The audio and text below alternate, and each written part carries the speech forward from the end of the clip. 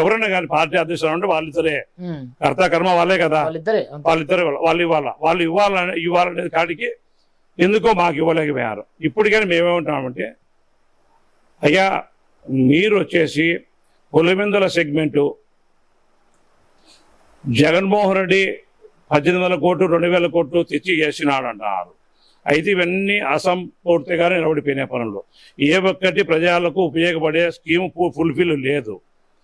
నువ్వు ఏదైతే ఇప్పుడు జలజీవన మిషన్ కింద మెగా వాళ్ళది కంపెనీని మళ్ళా అట్లే కంటిన్యూ చేసి ఇక్కడ నీటి దాహర్ తీసడానికి ఏదైతే చర్య తీసుకున్నావో, పులివెందుల్లో ఉండేటువంటి మెడికల్ కాలేజీని కానీ, పులివెందుల్లో ఉండేటువంటి సిటీ